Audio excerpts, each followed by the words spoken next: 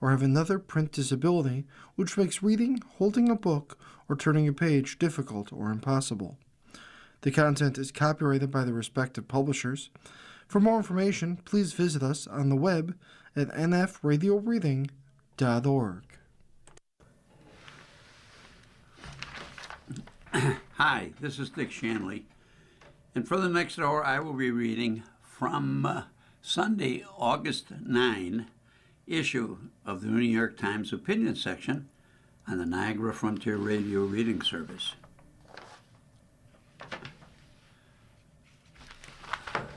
This article is written by Ross Douthat. Who is my enemy? I am no longer sure.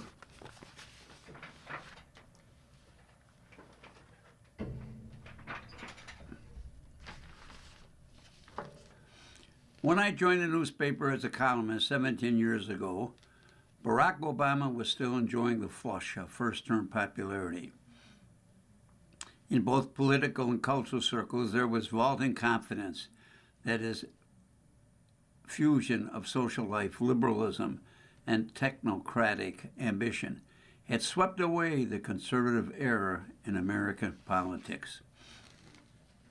The columnist job contains multitudes, but it is useful to have a primary antagonist, a specific worldview that you think needs to be challenged and critiqued. For me, for many years, that worldview was the elite consensus of the early Obama era, a mostly left-of-center perspective that also belonged to Silicon Valley moguls, centrist politicians in the style of Michael Bloomberg, and portion of the Republican consultant class. It was a perspective that was morally permissive and self-consciously cosmopolitan, uniting multi-materialism and hawkishness in foreign policy, and optimistic that a meritocratic elite could guide a globalization world toward prosperity and harmony. In part, I opposed this worldview on substantive grounds. I was religious, or was largely secular. I was pro-life when it was pro-choice. I had doubts about its approach to issues as various as mass immigration, marijuana legalization in the Middle East. In part, I opposed it on political grounds. A lot of Republicans were convinced that the GOP needed to adapt to the consensus to survive, effectively becoming a second culturally liberal party, but with free market vibes, and I was certain that was wrong. And finally, I critiqued the elite consensus because it desperately needed elite critics, and lacking them, it was constantly tempted into overreach. Even when it started out in a reasonable place, it didn't know when to stop, and there was too much about human nature that it didn't seem to know. Across the last decade in Western politics, the elite consensus came to grief for some of the reasons I expected. It failed to anticipate the downsides of expert-driven policies. It was unprepared for the darker effects of technological change. It took social liberalism so far that it left vulnerable people adrift or abandoned in their vices. And it blundered in foreign policy because it didn't expect the non-Western world to push back so hard against its plans. But watching this crisis unfold, I find that I've lost my sense of which contemporary review is most need of criticism or opposition, where the good guys and bad guys are. For each major faction seems potentially dangerous, tempted toward the dark side in some unique way, contested or cross-pressured to a degree that makes uncertain where the side of the angels really lies.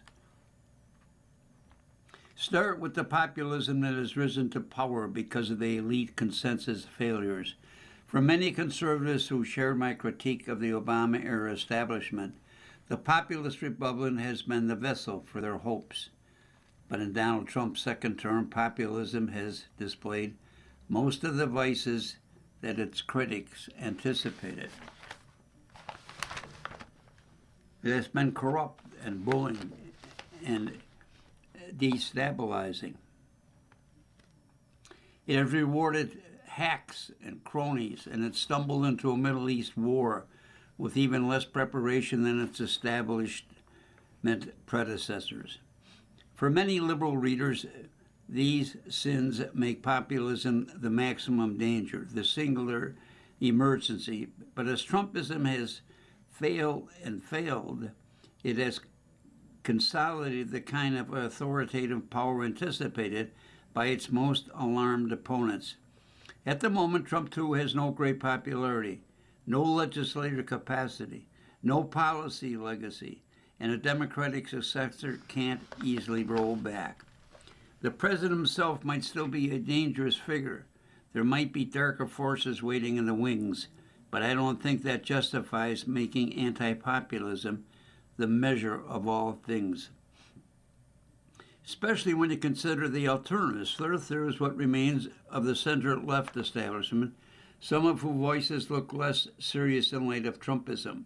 Self-satisfied technocrats might be preferable to self-dealing hatchetmen, but remains culpable for the mistakes that led to populism's rise and at sea amid changed political conditions. After 2020, we tried putting this establishment back in charge, but the Biden era just gave us more left-wing version of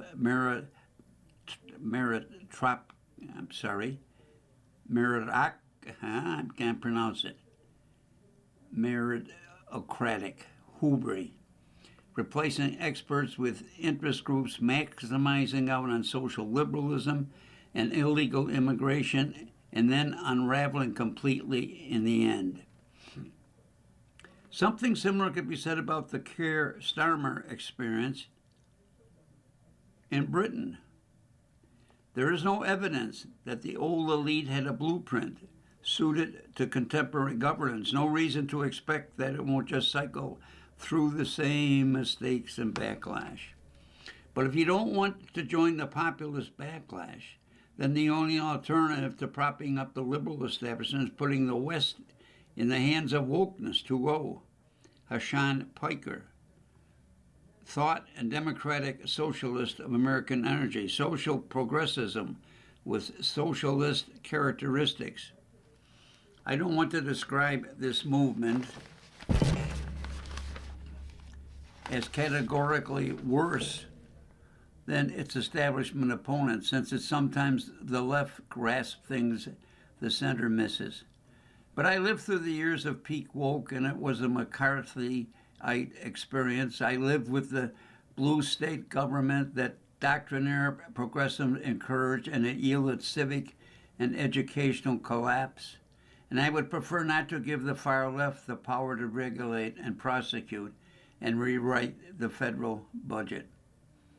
Then finally, all these political forces, the unpopular populists, the flailing establishment, the rising left, are displaying their vices in the shadow of the artificial intelligence revolution, which is creating new zones of power in which the friend-enemy distinction is almost impossible for me to parse. Anthropic or OpenAI, the Pentagon or the Frontier Labs, the word accelerations or even word doomers, the China hawks or the data center skeptics, the people who think AI is a normal technology and thus might underestimate its dangers, or the people who think they're making a machine god and this might end up in its thrall. Again and again, the choice of which side to favor and which side to fear depends on unknown things about how far and how fast the technology will move, and unknown things about how a given worldview might interact with these changes and the temptations they create, and unknown things in how existing political factions align themselves for and against different perspectives on AI, which make this a very important time for the kind of journalism that asks a lot of questions before it leaps to opinionated claims. For the past 2 years, I've been fortunate at times to let me pursue that kind of questioning as a podcast host, and this month I occupied a position with CBS News 60 Minutes, where the asking of questions will be central to my professional work. That means that this is my last column for the Times in this season at last. Once I would imagine a valedictory essay offering some stirring brief for religious conservatism, some last foray into the territory most likely to be in disagreement with my readers. But I don't think that quite fits the moment. Instead, I'll express, along with incalculable gratitude to the Times itself, my colleagues and editors, I hope that I have contributed illumination. I hope my writing has added something to your understanding of America's complexity, the world's uncertain future, and the strangeness of our times. I hope that I make the kind of contributions at 60 Minutes, I hope. The Times can continue to illuminate the world as only a great newspaper can. And wherever I'm working and whatever you're reading, we'll all be going in the future together. And trusting, like many Americans before us, that there's an angel giving directions somewhere in the storm. Well, we'll miss Duthard. I don't know what he's doing. I guess he's doing 60 Minutes.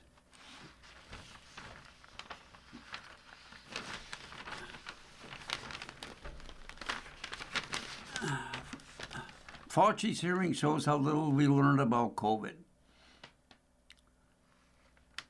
Pleading the fifth was cowardly was also revelatory. When Dr. Anthony Fauci categorically refused to answer any question at Senate committee hearing last month, he inadvertently showcased a throwback scene of irreconcilable pandemic partisanship. On one side were Republicans' ideologues, boiling over with grievances familiar with 2020 and 2021. On the other side, Democrats nominally committed to the principle of defending science against partisan attacks, but unsure exactly what that meant beyond lip service, or what lessons they were supposed to have learned from the COVID-19 emergency. Both sides seemed frozen in time, looking backward rather than forward. And in the middle, there were a mute embodiment of the scientific establishment, refusing to engage in the partisan debate in the hope of staying above the fray, or at least out of jail. Last week, the Senate committee voted to hold him in contempt for his silence. It's more than 3 years since Dr. Fauci retired from his position at the National Institute of Allergy and Infectious Disease, which he ran for nearly 40 years, and even longer since he was effectively canonized as a saint of American science by huge numbers of Americans hunting for leadership in a time of pandemic panic and desperation.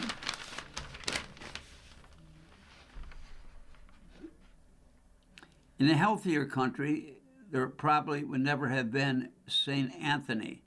We certainly wouldn't be burning him in effigy now, excoursing, enduring resentment, and delivering a forbidden message to would-be true leaders about the political pathologies that have lingered so long after the emergency itself passed and they were beginning to see irretractable.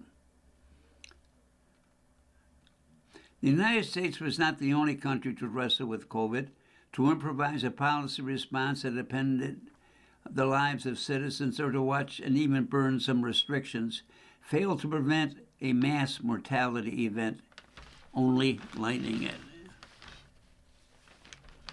For years, Dr. Fauci has been bullied and harassed and intimidated and, above all, vilified and scapegoated by bad faith critics, mounting contradictory attacks that allowed them to pin responsibility on one man for everything that might not have liked about the experience of living through a brutal pandemic.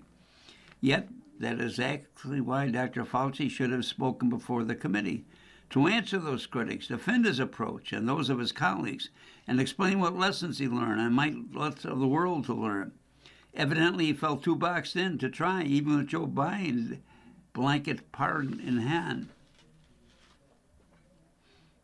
It's not a preposterous feeling. 6 years ago, when Americans, up to the including President Trump, were first entertaining the possibility of a laboratory origin for COVID, the meaning of that hypothesis was clear. The virus wreaking havoc on all of our lives was the fault of China. But almost as soon as Mr. Trump left office in 2021, the political meaning seemed to change. Ever since, the lab leak theory has meant for many of its proponents that the disease was Dr. Fauci's fault. There is some logic to this. If you believe that the pandemic was a result of a lab leak, it's not crazy to expect that American support for gain of function research around the world may have played some role in bringing it about. But it's also political convenient to make Dr. Fauci the sole villain, the lab leak morality tale, because so many of his haters have already taken to blame him for everything else about the pandemic, no matter how contradictory their complaints. You can't think we overacted at the same time and think that Dr. Fauci was indifferent to ongoing American deaths during the period when pandemic restrictions were strictest. You can't charge him with 1 million murders while doubting the mortality statistic or insisting that COVID was actually a scandemic. It's deadly and it didn't matter and millions died, but it was fine. It's a Daily Show joke. You can also can't pin the whole thing on Democratic safetyism.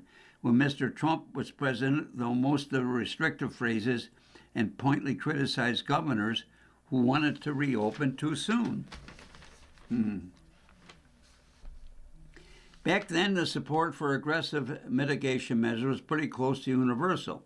In May 2020, one survey from the Center for Disease Control and Prevention found that at least 80% of the country was on board with social distancing. Stay at home orders the business closures.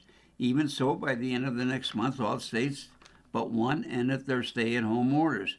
And if you think that early near unanimity was a result of irresponsible fear-mongering, you may be surprised to learn that in 2024, when asked whether they would support any similar measures again, if faced with another pandemic, Americans answered in the affirmative by a margin of 81 to 19.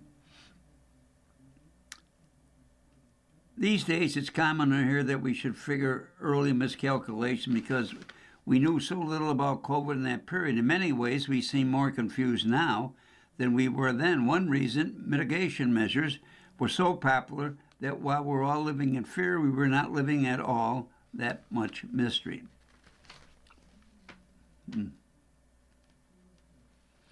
About the virus itself, we already know quite a lot. We knew it was extremely infectious and relatively dangerous.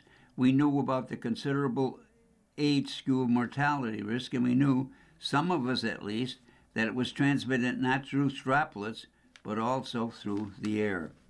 But we didn't know everything. We did not yet know how much about the country's risk tolerance might evolve over every month or years of ongoing exposure, illness, and death.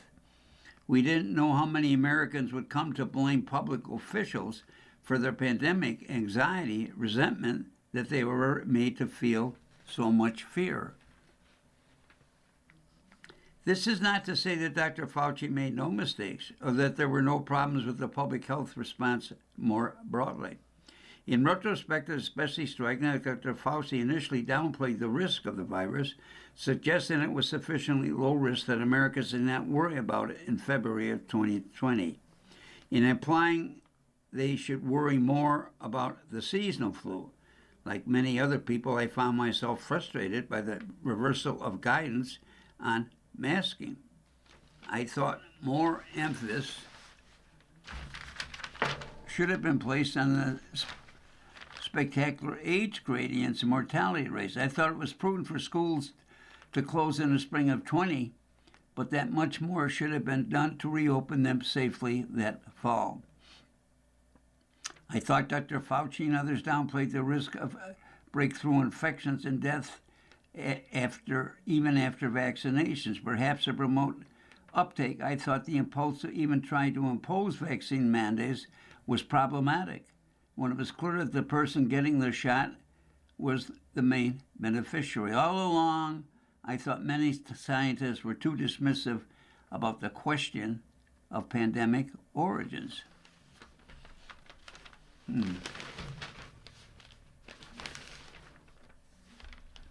This all sounds like the resume of a COVID contrarian, a lockdown skeptic, and a Fauci hater. But I emerged from the pandemic emerging with almost the opposite set of convictions. That the American COVID response, while far from perfect, was also far from catastrophic. That those who raised the alarm relatively early, like Dr. Fauci, were much more correct than those who downplayed the threat. And those still outraged about the length and severity of lockdowns are mostly misremembering guidance, which was largely self-political and lasted only a few months. And above all, the collective hardship of our experience was primarily a matter of COVID itself.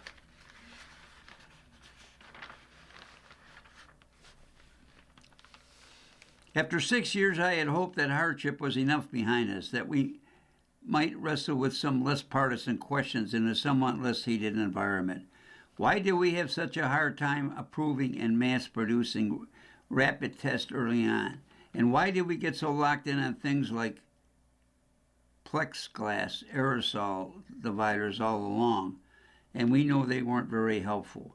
Why were parents so scared about schools reopening, and what might have been done to reassure them and make classes safer? Was it possible to persuade the vaccine hesitant without overhyping the efficacy of the shots and blocking transmission? How should we think about the country's tolerance for pandemic risk, given that a vocal minority of people believe their rights were violated by requirements to wear masks, and plenty of others think the country's leadership failed to do enough to stop the spread of the disease? This is what it would mean to actually learn from the experience rather than treating the pandemic as a simplistic blame game. Instead, we got Senator Bernie Moreno asking Dr. Fauci who he thought he was, punctuating the rhetorical question with an expletive in a burn book style digest of the contents of Dr. Fauci's just released diary. The diary did reveal an unseemly preoccupation with fame, but it runs more than 1,000 pages and full of many dense paragraphs recounting conversations and debates with other scientists and public officials, trying to hash matters out of epidemiological dispute and fashions public health guidance. The actual origin of the pandemic remains unknown 6 years after the country's first confirmed case. Perhaps it'll always be maddening enough, which may be one reason it's so difficult to make any collective and honest accounting. So much seems to hang on the question of ultimate responsibility. But maybe if we can stop trying to blame someone for COVID, we can actually learn something from it.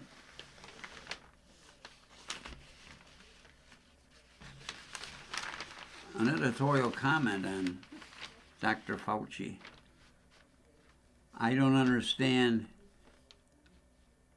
why it's such a big issue to find out, to inquire, where did COVID start? Did it start with animals, rats, or did it start in a lab? I don't understand the significance of knowing that. The COVID was disastrous and killed many, many people, regardless of where it came from. The only thing I could think of, if it came from a lab, then they make improvements in the lab. America's biggest gun problem isn't shootings. Suicide deaths in Wyoming are double the U.S. average, thanks in part to access to firearms.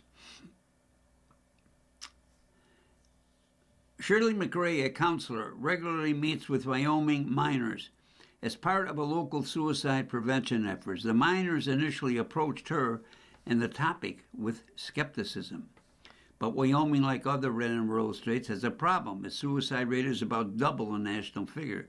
It usually ranks in the top 3 states for suicide, along with Montana and Alaska.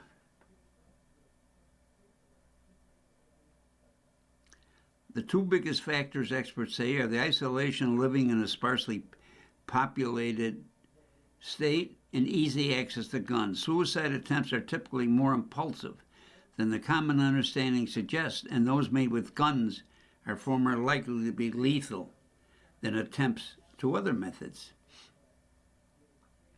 Denial also plays a role. I traveled across the state this year. I was surprised by how many people contested the value of mental health care or even the concept of mental illness. In the deeply red state, some people dismiss a focus on mental health as a liberal cause. When Wyoming considered additional state-level funding for the national 988 crisis lifeline, the lawmaker whose son died by suicide argued that suicide was a problem more for churches, not governments, to deal with. In blue enclaves, I'm often annoyed by the prominence of therapy speak. In Wyoming, I almost missed it. Some experts I spoke with attribute the mistrust around the mental health care to Wyoming's culture. Much of the state's image and much of what makes the state unique and great is tied to a rugged individualism that many Americans associate with once unexplored frontier. That perspective rushes people to try to tough out their problems, not seek help, said Bill Hawley of suicide prevention. It's the old cowboy up mentality, he told me. Just pull yourself up by your bootstraps.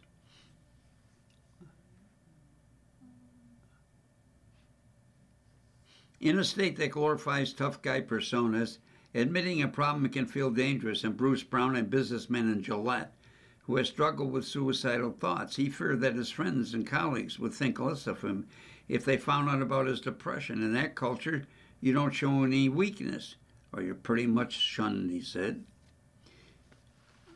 Wyomingites who have struggled with suicidal thought told me they had to confront their own mental health stigma before they could get better. Mr. Brown said he had to hear from 3 different people that he had a serious problem before he agreed to temporarily give up his guns to friends. Will Wagner, electrician in Laramie, said he didn't truly believe in the concept of mental health until he woke up in a hospital after he shot himself. I was taught that you didn't cry, you didn't talk about your feelings. Mr. Wagner explained, if you had a problem, you just got over it. An editorial comment. In the year 2026, with all the education that we have, that seems rather old school, doesn't it? This attitude is especially pragmatic in such an isolated state. When the nearest therapist or hospital could be hours away, someone has to truly want help to get it. Many simply don't seek it out. Governor Mark Gordon has prioritized suicide prevention since his second term. He focused on combating stigma around mental illness and raising awareness about suicide. So far, the results are disappointing. Suicides actually increased in 2024, the most recent year for which there's data. Changing culture is hard, yet it is a necessary first step. What about the role of guns? When I raised the issue across 24 interviews in the state, people visibly cringed.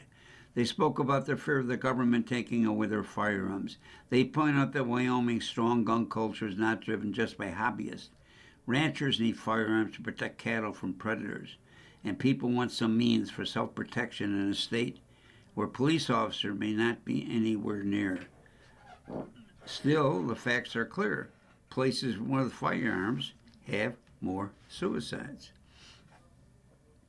Ideally, the state would pass a red flag law. Such a policy would let a vast majority of gun owners keep their weapons, but allow law enforcement and family members to petition a court to temporarily take away someone's firearms during a crisis. States have typically passed these laws to respond to mass shootings, but the best evidence suggests they're most effective for reducing suicides. That largely reflects the fact that America's biggest gun problem is a suicidal problem. About 60% of all gun deaths are suicides.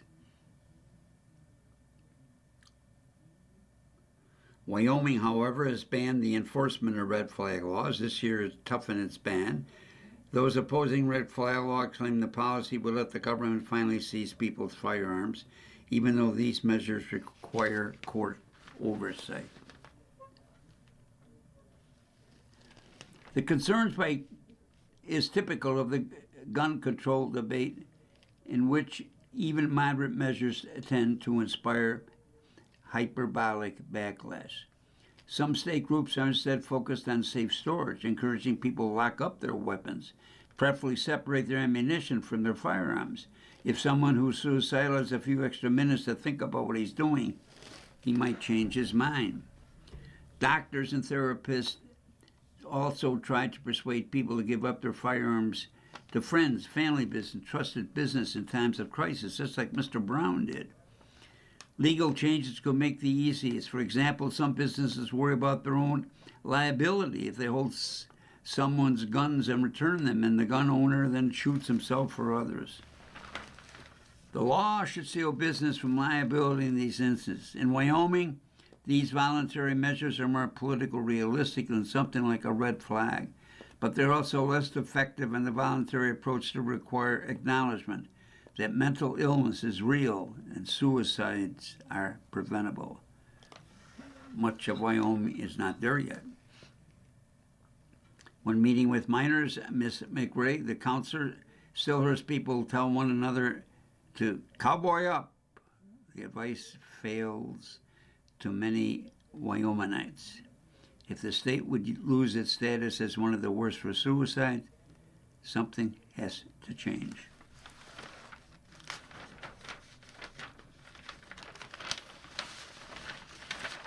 Trump's wrecking ball is headed for a landmark near you. Forget the East Wing. The real demolition has only just begun. The proposed Arc de Triomphe in Washington is less a monument than a gaudy construction the height of a skyscraper, a travesty that, if built, would dramatically change the landscape of the nation's capital. This is probably why President is so eager to get it made as fast as he can. It would be an unavoidable monument to a president and a man whom many Americans would rather not honor so conspicuously, if at all. He understands that once it is all there, it will be hard for anyone to make it go away. Change is supposed to happen slowly and carefully in Washington, and there are systems in place to make that so. When the National Park Service said last week that the arch would not only block the vista between the Lincoln Memorial and Arlington, but would also have an impact on 35 other Washington landmarks, it was a distressing preview of the administration's attitude toward historic preservation. The Trump administration is in the process of making it much easier to demolish historic buildings and landscape, not just in Washington, but nationwide.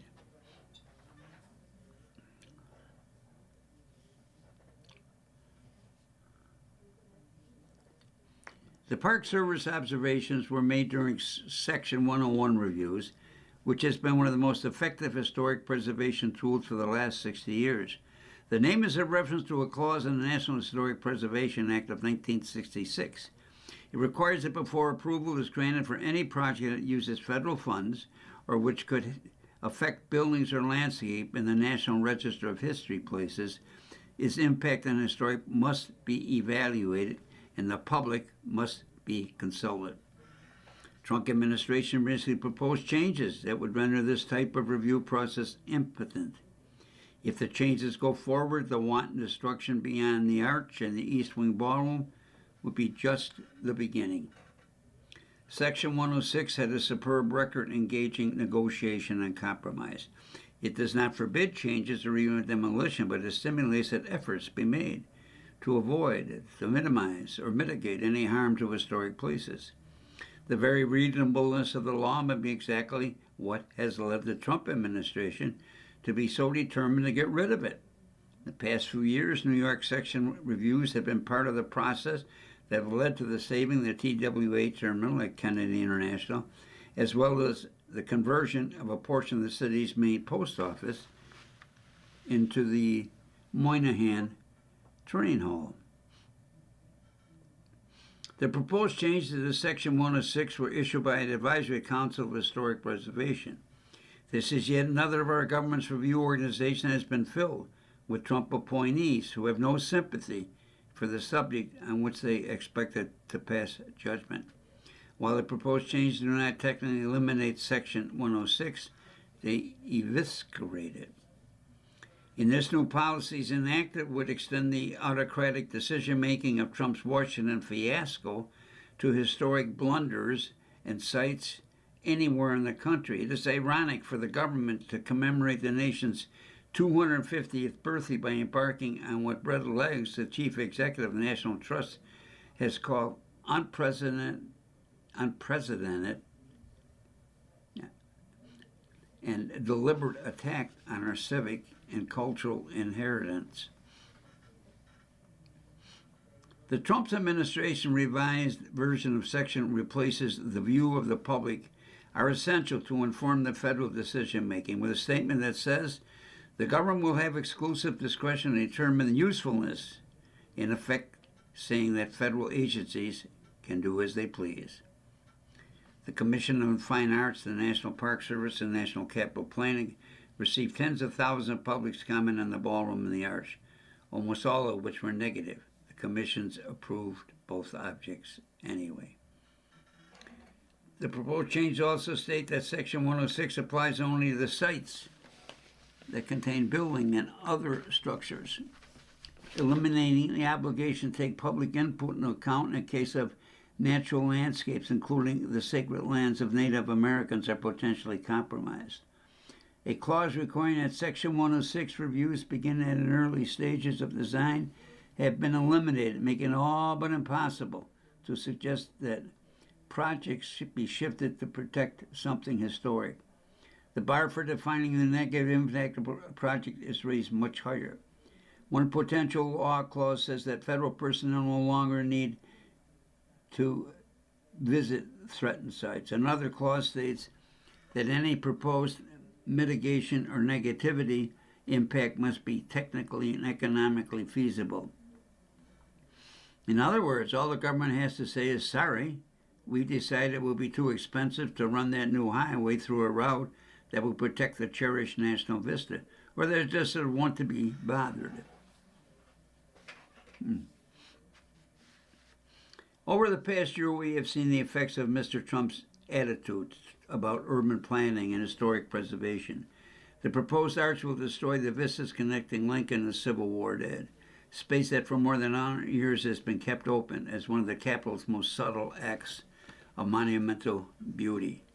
There's also the wreck that has been made of the reflecting pool in front of the Lincoln Memorial and the bronze statues that have been painted in gold using funds taken from the National Park Service budget.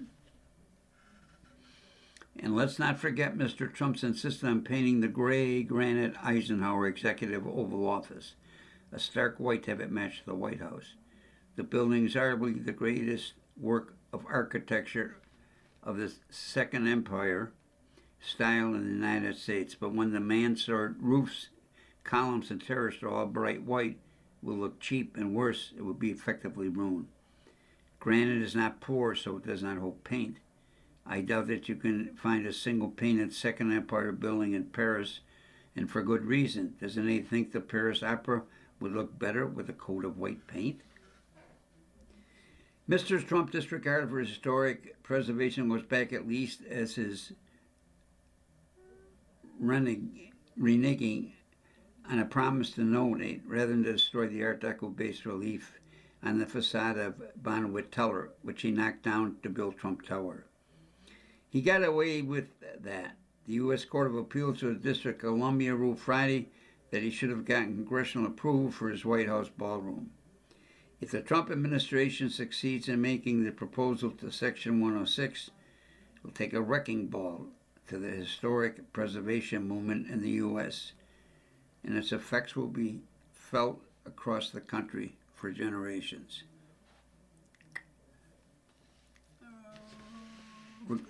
Another editorial comment: regardless of your political beliefs, it just seems unseemly that that we're destroying the buildings or building a faux Arc de Triomphe. It doesn't make sense that one person's idea can do all this.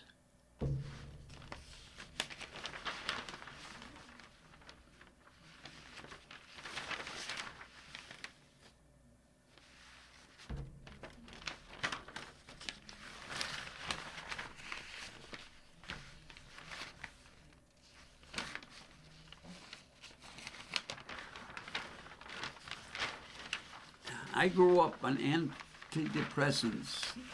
Now he wants a way out.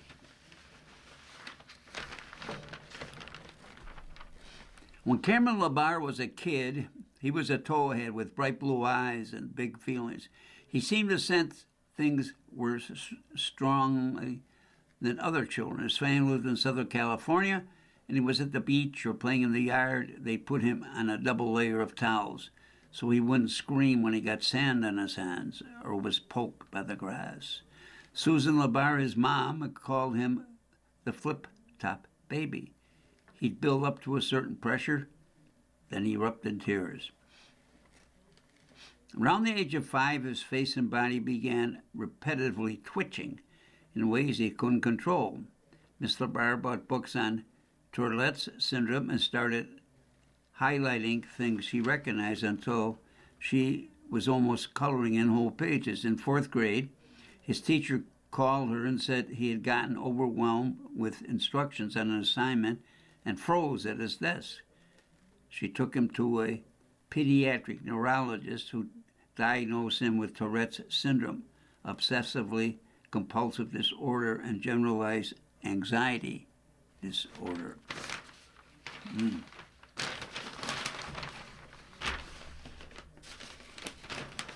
Of her 5 children, Miss LaBarre thought he was the most like her, anxious, sensitive.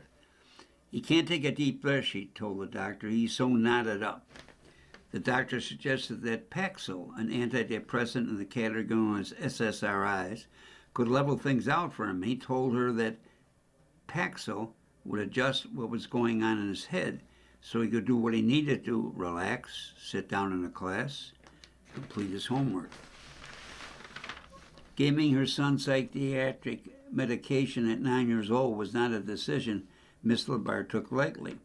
She thought about it every night for a week, then called the doctor and asked him to prescribe the lowest dose that would help him get unstruck from inside his own head. More than 20 years later, as an adult, Mr. LaBarre looks back on the moment with ambivalence and regret. It was the start of a prolonged pharmaceutical spiral that kept him on medications without egress. He believes that the years he spent on antidepressants kept him from feeling the full range of emotions, from living a full, authentic life. Even he was not alone. When he described his experience online, he encountered a multitude of others who had a similar story. The release of Prozac, the first SSI antidepressant in 1988, was hailed as a revolution in psychiatric treatment. SSI were safer and less burdensome side effects. The precious kind of antidepressant in the coming decades, Prozac, Zoloft, Lexapro, and other drugs, were readily prescribed to tens of millions of Americans, but far less thought was given to how to take patients off of them.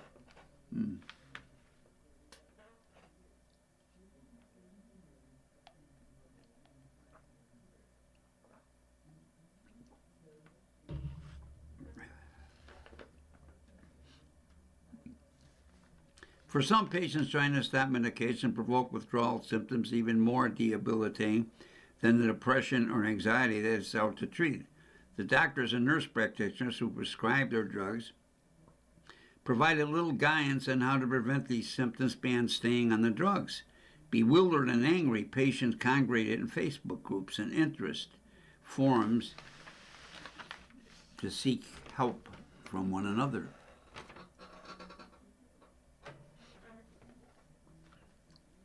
Now the Make America Healthy Again inflected health regime of Robert Kennedy has moved this rift between patient and doctor, promising to free the mental health of Americans from a dependence on pills.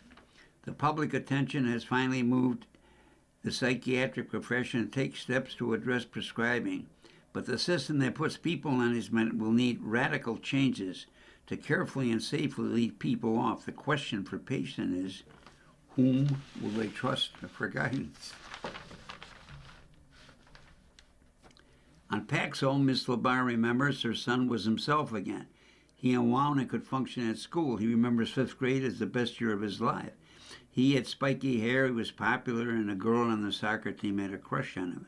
But Tourette's syndrome symptoms can intensify during puberty, and that was the case with him. Miss Labar and her son tried a sequence of medications throughout his teens to suppress the tics. 6th grade, he started Risperdal and promptly gained 20 pounds.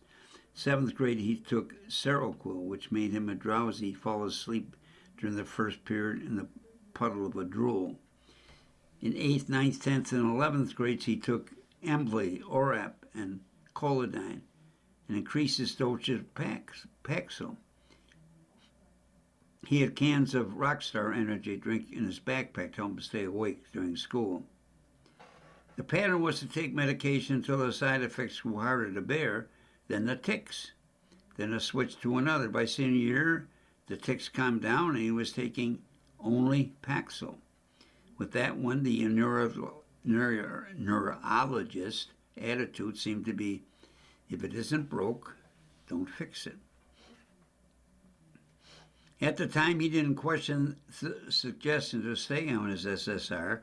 The explanation had been given by his doctor of why he needed to take was that he had a chemical imbalance in his brain, and the medication would fix it. The phrase chemical imbalance, popularized by pharmaceutical marketing, widely repeated by doctors, was comforting because it appeared tidy, scientific. But the complicated truth is that brain and its dysfunctions remain mostly a mystery. Certainly over the origins of mental illness doesn't have to be a problem for care. Most clinicians would say that a full understanding of what's happening in their patients' brains is less important than recognizing with practical treatment make them feel better.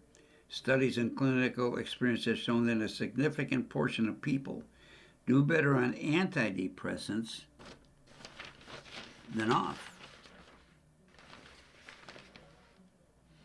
at least in the short term. But in the meantime, the effect of these drugs on the people who take them long term and what happens when they stop have gone woefully under-examined. For patients, one result of the chemical imbalance story was that if your brain had a disorder that needed regular chemical intervention, there would be no reason to stop the pills even after you got back on your feet. You would just keep taking them. In many cases, your doctor would suggest otherwise. Doctors receive far more training on prescribing psychiatric than on stopping them. And for a patient already doing well on a drug, many doctors will opt to keep it on rather than cut it.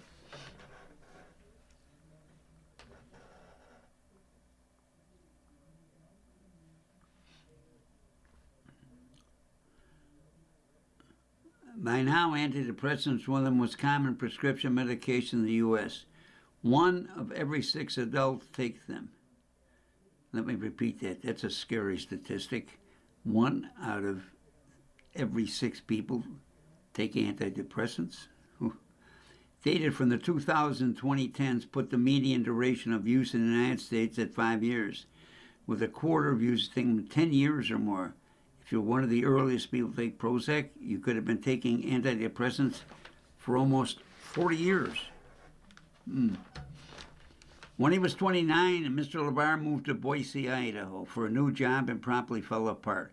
He was working from home and knew almost no one in the city, and he was getting terrible, inexplicable mood swings.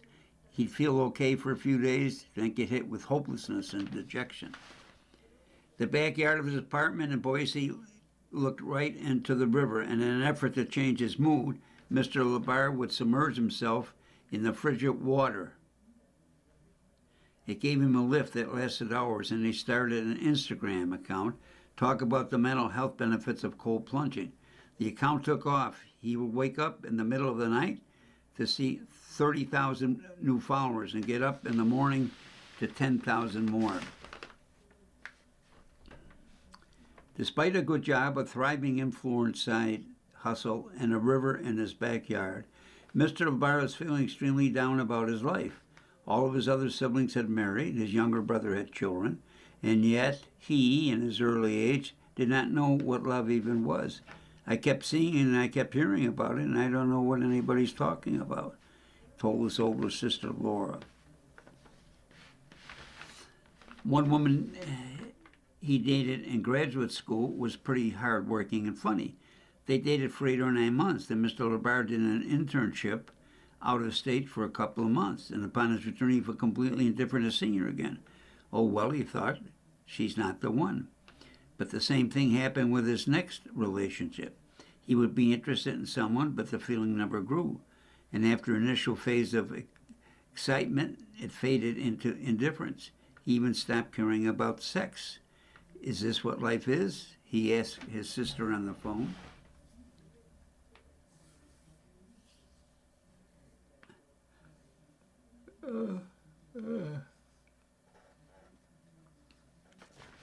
Mr. LeBar started seeing a therapist who helped him trace the mood swings back to when they started and realized that they began around the time he was taking Plumpkin regularly. A nurse practitioner handed him a prescription some year earlier after he had a panic attack, and in Boise, his usage had crept up almost every day. It's the meds, he thought.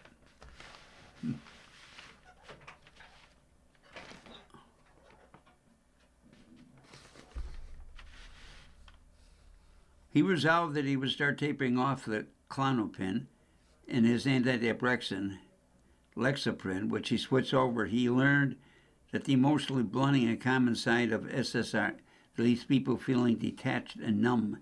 He wondered if he could explain his mood swings, apathy, and indifference to bromance. Mr. LeBar remembers an episode in his 20s when he tried to stop taking Capsule and was hit within a few days with intense panic anxiety. He quickly reinstated the medication, supposing the resurgence was proof enough he needed it. This time, willing himself to try again, he posted on Instagram that he was thinking of stopping his meds. One of his followers sent him a YouTube interview with Dr. Mark Horowitz, an associate professor of psychiatry at Adelaide University in Australia, who had become a prominent advocate in the prescribing movement. Mr. LeBar watched a 3-hour video straight through because doctors and the public don't understand the risk. Dr. Horowitz said, a lot of harm is being done to people with long-term treatment. He outlined a method for coming off meds called hyper-tapering, in which the medication was reduced at a slower rate as the dose approached zero. This approach takes months or even years, far longer than the tapers typically recommended by doctors.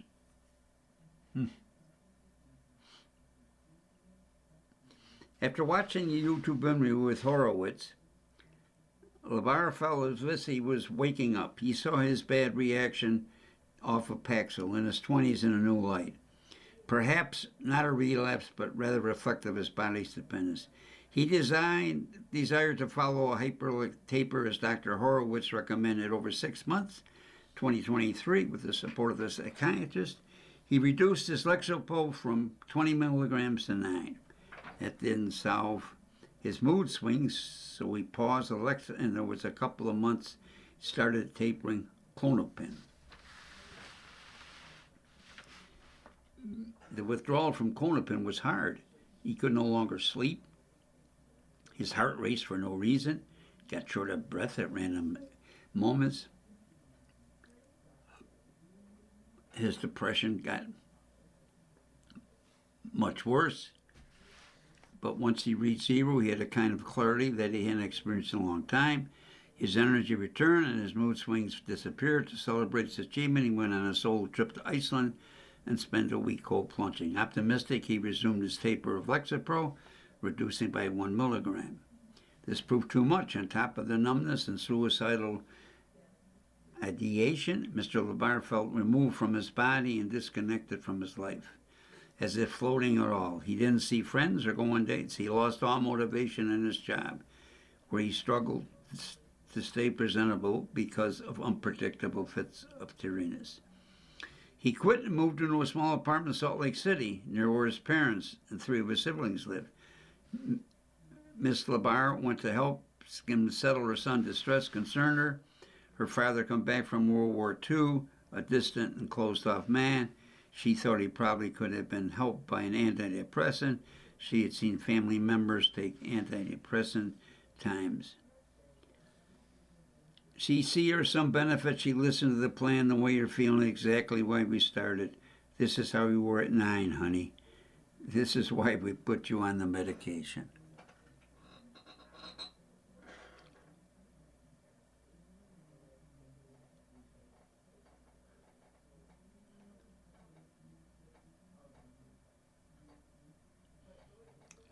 He was keeping an IOCD, which was creeping back. Simple tasks like getting dressed in the morning and deciding what to eat for dinner had gotten harder. His sister worried that he continued his taper, OCD would return, and she urged him to do exposure and responsive prevention. At the beginning of the summer, Mr. LaBar's old company hired him, offering his job back. He returned to Boise. It feels like a welcome reset. He kept reminding himself in the note, what is your purpose? To love myself and feel confident. To be a great husband someday, father someday, and uncle. To live free of antidepressants. Editorial comment, that's a rather scary topic. This poor fellow from 9 years old to mid-20s, and maybe he's okay.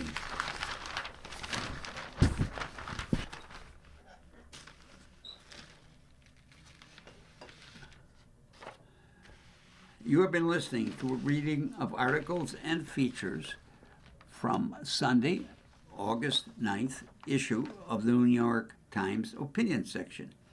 We read from the New York Times Opinion Section every Sunday at 2 p.m. Your reader's been Dick Shanley. Thanks for listening. Coming up next in the Niagara Frontier Radio Reading Service, we have a reading of the New York Times Arts and Leisure section, followed at 4 by a rebroadcast of this morning's Buffalo News. Please stay for these readings and more throughout the day, and feel free to contact us with your comments, suggestions, with any questions you may have.